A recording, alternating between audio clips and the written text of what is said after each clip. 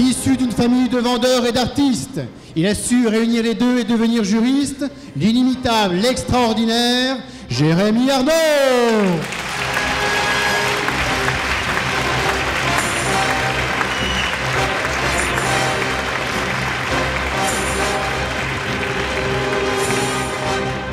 Il est grand, il est fort, il a été conseiller général jeune de Cloiré. La régime annonce qu'il est conseiller municipal depuis dimanche. Il n'a pas peur de l'opposition. Accueillez le formidable Thomas Cressin.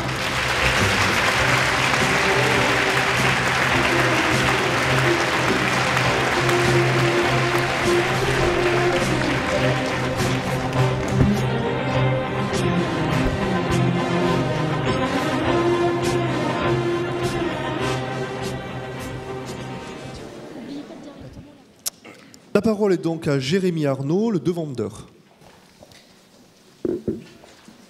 Monsieur le Président, Mesdames, Messieurs les assesseurs, si l'on me demande de présenter mon client Jean-Marc Laffin, je vous répondrai « nul besoin ». Vous le connaissez tous, c'est le grand Jean-Marc Laffin, ce docteur de droit et ce maître conférencier émérite, auteur du livre notamment « Dictionnaire juriste moldu, moldu juriste » ou « Comment annoncer au client le montant des honoraires ». Il est entre autres vice-champion de France du tournoi intergénérationnel de bridge de la maison de repos de Chimoux-la-Vallée dans la Veuse. Mais tout ceci est une autre histoire. Alors vous pourrez me dire, Jean-Marc Laffin, mon client, pourrait avoir la grosse tête. Mais demandez à n'importe quel juriste de France et de Navarre, il vous répondra non. Jean-Marc Laffin, c'est cet homme autodidacte, généreux, aimable. En revanche, si l'on me demande de présenter son épouse, Madame Kelly des Didon, je ne peux m'empêcher d'évoquer son passé que certains qualifieront de sulfureux. En effet, vous me direz, c'est aussi une autre histoire, elle débute très jeune dans des revues du Lido, sous le pseudonyme de Ginette Jolie Craquette. Très vite, elle devient actrice dans des films érotiques, où elle agit sous un nouveau pseudonyme, Susan la Ventouse, tout aussi évocateur, assez vulgaire, oui, non mais oui. Hein. Alors,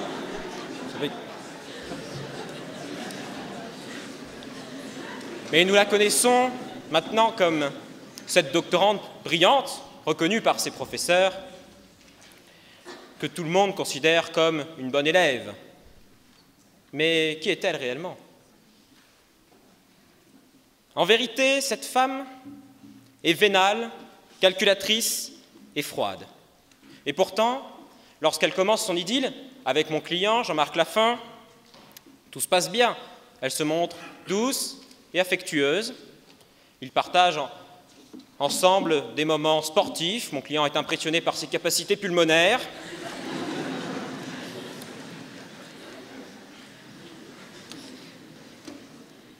Et ils décident de se marier très vite. Mais c'est là où les problèmes arrivent.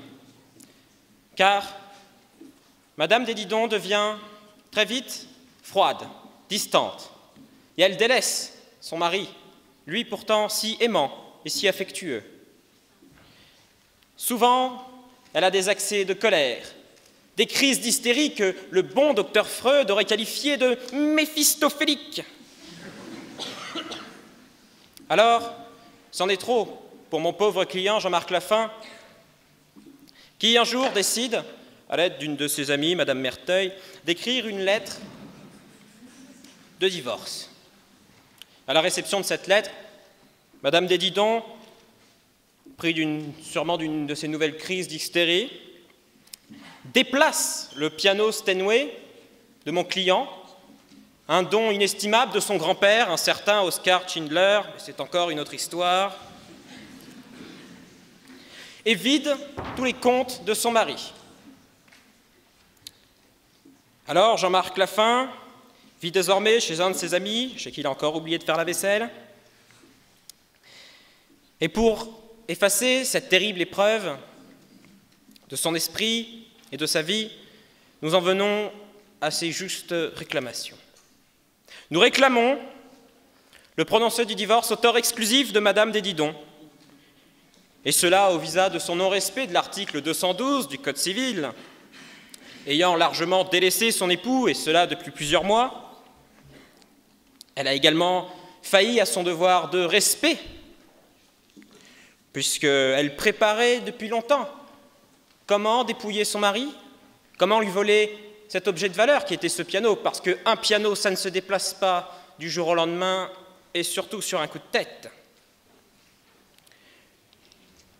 D'ailleurs, en ce qui concerne ce piano, et vu qu'il constitue, m'excuserez, je suis un peu bouleversé par cette histoire, vu qu'il constitue un don bien antérieur à leur mariage, nous apporterons le document notarial pour le prouver, nous en demandons la restitution. Nous réclamerons également à ce que Madame Desdidon soit condamnée aux dépens au visa de l'article 700 du Code de procédure civile. Enfin, vous me permettrez de finir sur une note un peu plus légère. Je vais vous demander de fermer les yeux et de rêver. De rêver, d'imaginer une vie de rêve. La vie que tout le monde rêve, c'est-à-dire un pavillon, intérieur moquette, meuble micarta, avec dans le salon des posters du concert anniversaire de Johnny au Stade de France. Ce magnifique tapis en poil de lion devant un superbe poêle à mazout de chez Choucran et Fils. Une Xantia, TDI, Jean Talus, ronce de noyer, intérieur cuir. Avec pourquoi pas un jardin pour que s'épanouissent deux bambins, Jason et Kevin. Mais pour qu'un tel rêve se réalise, pour que la vie rêvée de mon client puisse un jour se réaliser, c'est à vous de prendre la place du grand professeur. C'est à vous de donner, décidément, j'en perds mon latin, une leçon de justice, une leçon de droit. Il vous suffit pour cela d'accéder aux requêtes de mon client. Je vous remercie.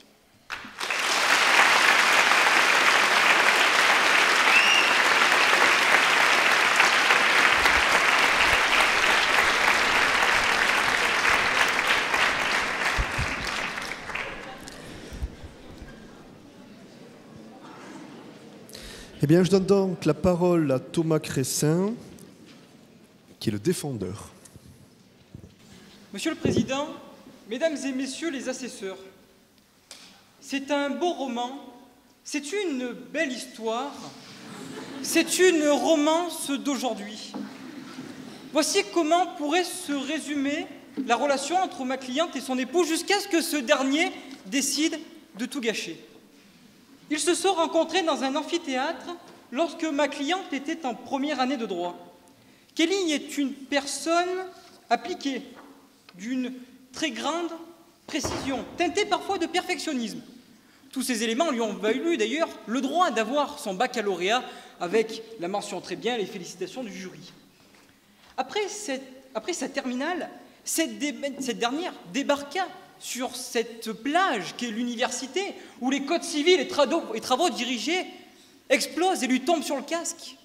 De plus, ses camarades de promotion lui tirent dessus, avec des réflexions que certains lui lancent pour montrer leur jalousie et d'autres pour montrer leur admiration. Toutefois, Kelly possède deux armes fatales. Oui, en effet, elle possède son courage et son envie de réussir. Monsieur Lafin avait remarqué le caractère sérieux, d'ailleurs, il en est même tombé sous le charme. Puis, au fil du temps et de leur conversation, le professeur est tombé amoureux de cette jeune femme. Et ce sentiment d'amour se retrouva d'ailleurs chez ma cliente pour cet homme cultivé. De cette complicité, les deux ont décidé de s'unir pour le meilleur et pour le pire en se mariant. Cependant, un soir de pleine lune, l'époux marqua la fin de cette idylle. En effet, cet homme lâche a préféré laisser un bout de papier à ma cliente plutôt que de s'adresser à elle. Mais dans ce cas-là, mesdames et messieurs, une question se présente à nous. D'ailleurs, je vous la pose. Peut-on toujours considérer monsieur Lafin comme un grand juriste éloquent alors qu'il n'arrive même pas à s'exprimer dans sa propre femme? Je ne suis pas sûr. Enfin, prise de colère, ma cliente décida de faire du shopping pour se détendre. après l'annonce brutale faite par son mari. En effet, elle décida d'aller au nouveau carré jaune et de se faire plaisir, elle, la femme moderne qui travaille 14 heures tous les jours, enfermée dans son bureau. Par conséquent, si je me présente ce soir devant vous, cher auditoire, intéressé et assoiffé de justice, c'est pour défendre les intérêts d'une femme moderne, Kelly, contre Jean-Marc, un homme soi-disant puissant de 45 ans qui se croit tout permis. Dans un premier temps, j'aimerais revenir sur les reproches qui sont faits contre ma cliente. Il lui est reproché d'être exigeante et harassée de travail. Mais ce n'est pas de sa faute. Dans ce cas-là, mon confrère et M. Lafin auraient dû lancer une procédure contre le ministère de l'Enseignement supérieur et de la Recherche. Effectivement, ce n'est pas de la faute de ma cliente si cette dernière a trop de travail. D'ailleurs, M. Lafin pourrait être un petit peu indulgent, puisque ce dernier a certainement dû passer par ce travail intense pour arriver au niveau qu'il a aujourd'hui. De plus, il me semble que M. Lafin fait preuve de machisme auprès de la gente féminine. Pour ma part, la femme n'apparaît plus comme la bonne mère de famille qui reste enfermée à la maison à s'occuper des enfants ou des tâches ménagères. Oui, en effet, je considère que les femmes du XXIe siècle sont libres. Elles peuvent exercer la profession qu'elles veulent, voter comme bon leur semble, et même accéder à des postes d'envergure. N'est-ce pas, Madame le Doyen? A contrario, M. Lafin estime qu'une femme ne doit pas passer ses journées à travailler, mais plutôt à divertir son mari. Une question se pose, et je vous la repose, mesdames et messieurs. Le mariage et le code civil prévoient-ils le devoir de diversité entre les époux? Absolument pas. Je perçois derrière le machisme de M. Lafin une peur. Oui, les critiques reprochées à ma cliente apparaissent comme un prétexte pour cacher la peur de l'époux d'être devancé par sa propre femme, qui, brillante comme elle est, fera de l'ombre à son époux qui, lui, est assoiffé de pouvoir et de notoriété. Dans un second temps, il convient de s'intéresser sur la demande de divorce de M. Lafin. Cette demande me semble excessive. En effet, nous l'avons vu, ce dernier demande le divorce parce qu'il, je cite, « il s'ennuie de ma cliente ». Mais doit-on demander le divorce à chaque fois que l'un des membres des époux s'ennuie? Mais certainement pas, heureusement d'ailleurs, vous vous rendez compte? Il n'y aurait plus aucun couple sur Terre. De plus, messieurs, n'est-ce pas notre devoir de petits amis et d'époux de faire rêver sa dulcinée? Bien sûr que si. Et puis cette demande, en plus d'être excessive, me paraît illégitime. L'époux ose demander le divorce en citant les prétendus griefs qu'aurait commis ma cliente. Mais sincèrement, il revient à Kelly de demander le divorce. En effet, avant même que M. Lafin soit divorcé, ce dernier a flashé sur une autre jeune femme, de son amphithéâtre, une certaine mademoiselle Diot, du prénom de Kelly. Kelly Diot, donc... Kelly Diot, donc, risque de retrouver les mêmes mésaventures qu'a connues ma cliente. Monsieur Lafin et mademoiselle Diot se sont retrouvés d'ailleurs plusieurs fois dans ce bar en face de la faculté, où allaient d'ailleurs ma cliente et son mari. Effectivement, le message, excusez-moi, l'émotion aussi du sort de ma cliente, effectivement, le message laissé par l'époux montre que sa relation avec mademoiselle Diot ne date pas d'hier, mais de bien plus longtemps. Excusez-moi, c'est l'émotion. Les agissements de M. Lafin relèvent dans ce cas-là de l'infidélité intellectuelle. En effet, toute relation intime, entretenue par des relations fréquentes ou ambiguës, peuvent être considérées comme de l'adultère. Ainsi, l'époux n'a pas respecté le devoir de fidélité que prévoit l'article 212 du Code civil. De plus, M. Lafin n'a pas respecté le devoir d'assistance que prévoit également le Code civil. En effet, ce devoir prévoit entre autres la courtoisie et le soutien psychologique. Or, lorsque l'on dit à son épouse, je cite, « Je te quitte sans regret, je te reviendrai peut-être », la courtoisie n'existe pas. D'ailleurs, ce n'est pas parce que M. Lafin est un juriste puissant et influent qu'il se doit de jouer avec les sentiments des autres de cette manière. En ce qui concerne le soutien psychologique, M. Lafin n'a pas été présent pour sa femme lorsque celle-ci doutait avant ses épreuves. Et au contraire, il l'inquiétait de la difficulté des examens. Alors, certains d'entre vous me diront « Oui, mais M. Lafin a trouvé des stages de qualité ». pour son épouse. Oui, effectivement, mais dans le seul but d'impressionner Kelly. Par conséquent, il est cohérent et légitime que ce soit ma cliente qui sollicite le divorce. Ainsi, en tant que représentant de la défense, je souhaite une demande reconventionnelle pour faire obstacle à la procédure de divorce engagée contre Kelly. En effet, nous demandons à notre tour, ma cliente et moi-même, le divorce pour faute, conformément à l'article 242 du Code civil. Ce dernier stipule que le divorce peut être demandé par l'un des époux lorsque des faits constitutifs d'une violation grave ou renouvelée des devoirs et obligations du mariage sont imputables à son conjoint et rendent intolérable le maintien de la vie commune. En effet, j'estime que l'infidélité, l'absence de courtoisie et l'absence de soutien psychologique constituent des fautes. Cependant, mais malgré cette triste séparation, ma cliente reste debout. D'ailleurs, elle joue du piano debout. Elle joue plus particulièrement des refrains du chanteur Julio Iglesias. Ce n'est peut-être qu'un détail pour vous, mais pour elle, ça veut dire beaucoup. Ça veut dire qu'elle est libre et heureuse d'être là, malgré tout. Je vous remercie.